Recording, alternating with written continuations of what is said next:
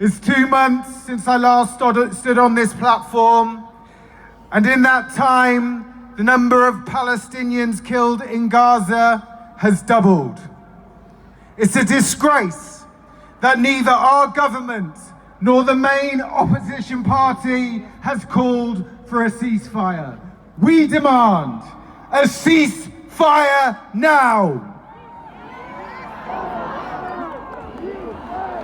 Sorry. Even war has rules, and these are being tested in the case brought by South Africa and other countries at the International Court of Justice. As a signatory to the United Nations Convention on Genocide, South Africa says it has an obligation to prevent genocide. The US and the UK also ratified the convention, and they too have responsibilities. But instead of seeking to prevent genocide in Gaza, they are continuing to provide material aid to Israel to pursue its brutality. And instead of de-escalating the conflict, they escalate it through airstrikes on Yemen. I'm not a lawyer, but I am a teacher, and teachers like to ask questions. So here are some questions for Israel and its allies, including our government, to consider. If Israel is showing restraint, then how have more than 23,000 people been killed and 60,000 injured in Gaza since the 7th of October? Why are 70% of those killed women and children? Why have 69,000 homes been destroyed and over 290,000 homes damaged? Why have 1.9 million Palestinians been displaced, many of them multiple times?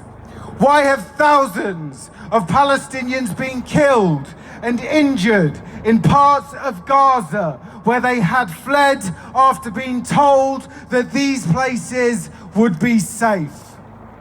Why does UNICEF report that 90% of children aged under 2 are consuming 2 or fewer food groups?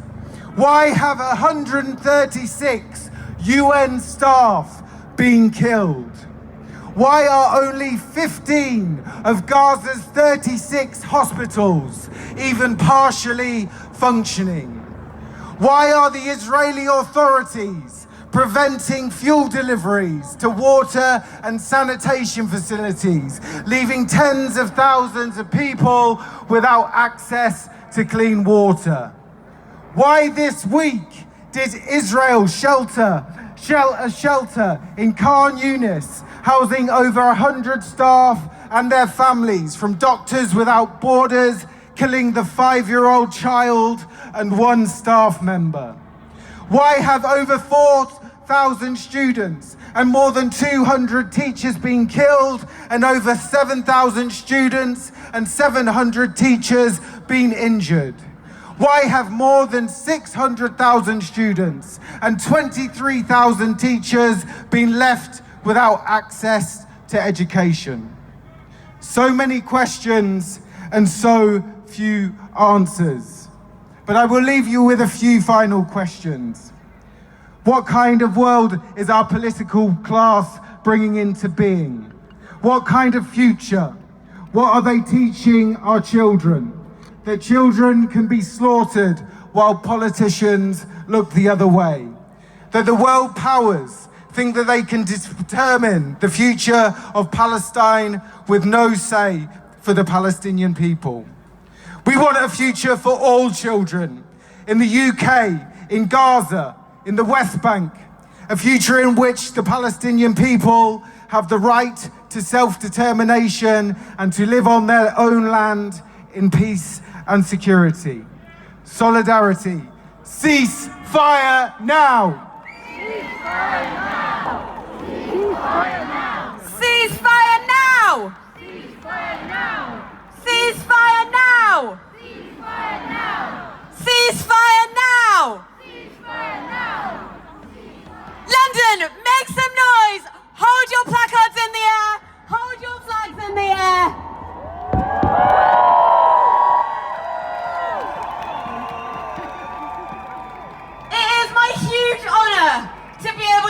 say that today, on the streets of London, we have got at least 500,000 of us standing in solidarity with the people of Palestine, calling for a ceasefire, saying that this will never, ever be in our names.